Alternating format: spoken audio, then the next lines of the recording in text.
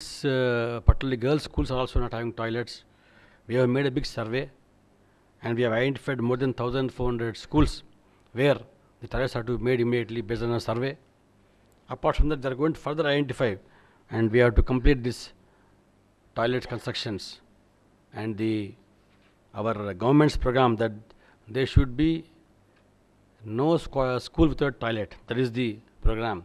So that's how a massive work which we are going to take up, and this will be costing about 50 crores for us, though it will be more than our CSR budget, but definitely to see the well-being of our surrounding people and particularly the children who they are going to study, they are going to be our future citizens and we are supposed to help them. So this is the part of CSR what we are carrying out, and we are one of the few companies who have met the CSR budget and also CSR expenditure above the norms whenever it has been reviewed in the ministry. We are one of the very few companies who have spent more on this because we want to always excel, and for the last 3 years our production performance is also the excellent rating, and we are having ambitious programs of achieving 11,200 megawatt of power, and we are also diversifying into coal production and also coal based power generation.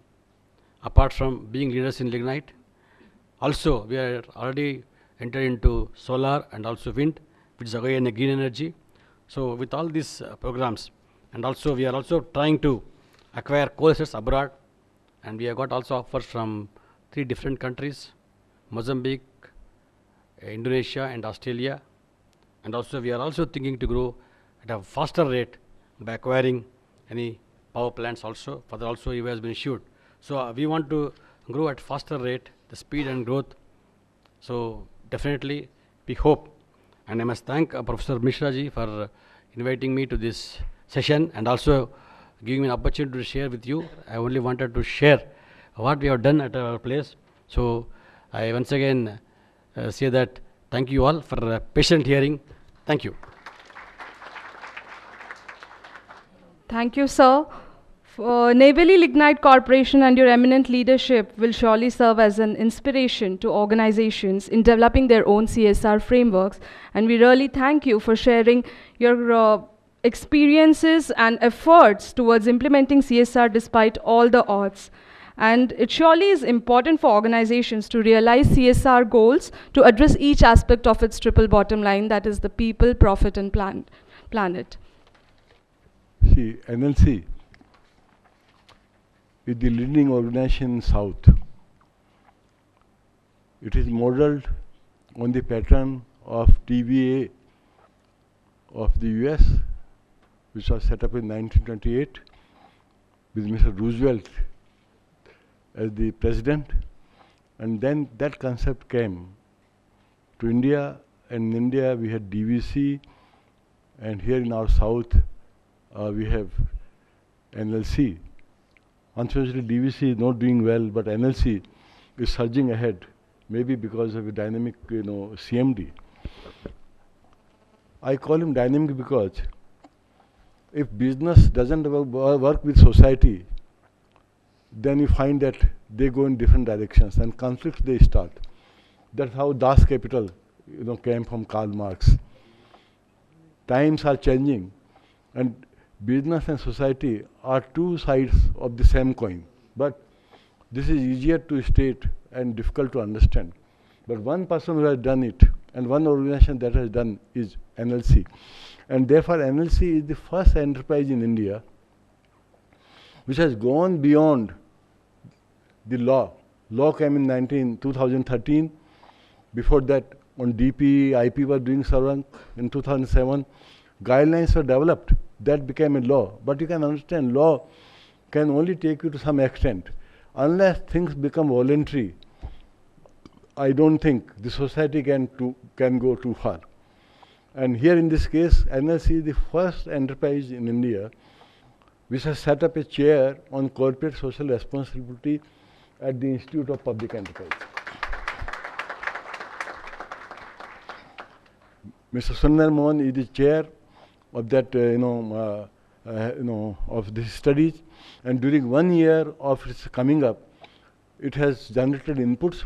The section 135 was written down at IPE, which became, a part of the 2013 Companies Act.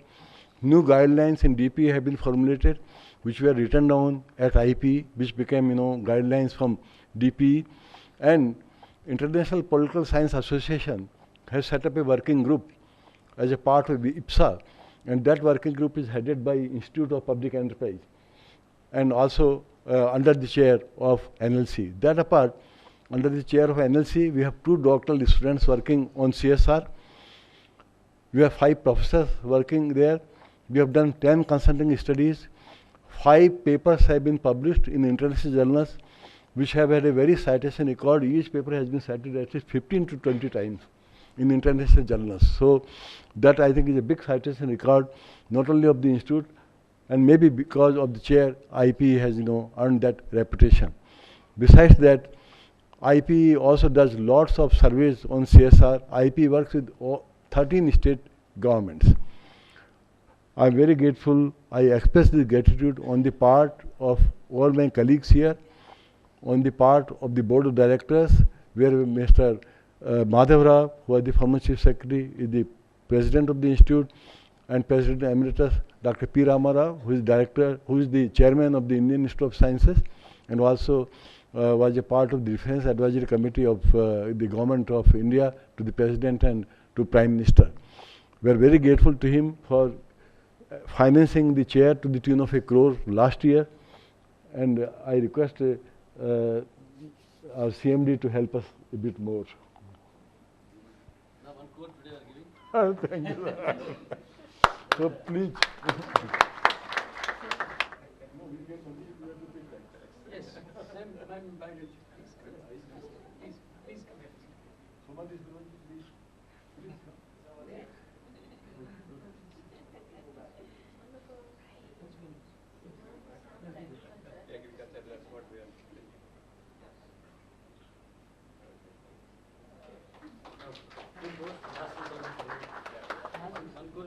Friends, I think, we become emboldened, we become strengthened, and we can assure the CMD that IP's work will be seen, I think, in any part of India based on evidences, based on action research, based on field research, based on observation research, and I'm sure that I think what we do will significantly contribute to the policy making and also policy testing and policy implementation.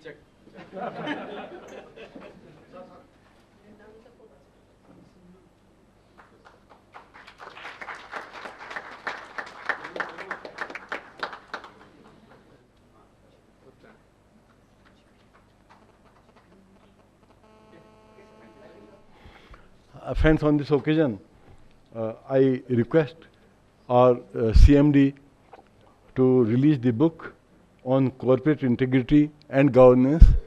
This we did as a part of the chair, and here we are collaborating with one of the largest universities in Asia.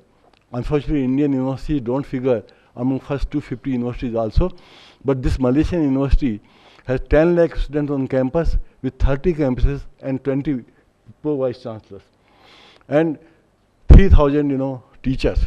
So we have worked with the University of Technology Mara, we work with the University of Waikato, New Zealand, we work with London School of Business, and we had a big conference on that under the NLC chair, and the papers of the chair have come out as a book. I request the CMD to kindly release the book.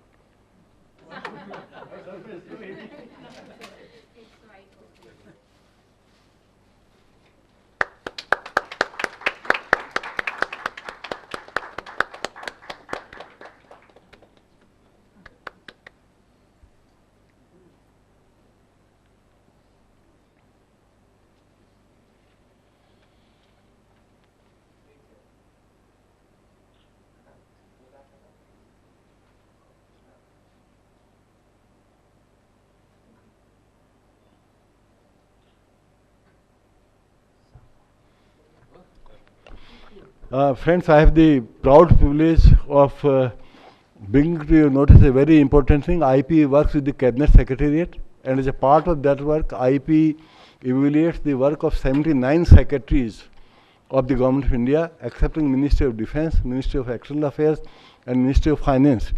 We also work with 13 state governments, and this study is funded by World Bank and UNDP. We had two conferences on that. We had about 75 prime ministers, deputy prime ministers and presidents coming to Delhi and attending global round 1 of government performance management. We had the second seminar where we had people of the rank of secretaries from about 180 countries, and together those have been put in the form of papers, and the book has been brought out by United Nations. The book has been published. Officially, the book will be released by Prime Minister in Delhi on 4th, but we have been permitted to have a local launch of the book, but we have just a copy, and that copy will give to Surendra Mohanji. When we get more copies, we'll be supplying it to you, and can I request that GPM book to be released by him. This is government performance management, where there is a contract between the secretary and the task force, and goals are laid down in terms of which secretaries, joint secretaries, additional secretaries have to come and give evidences, and then their performance is worked out in the form of an index, and it goes into their promotions and also of incentives.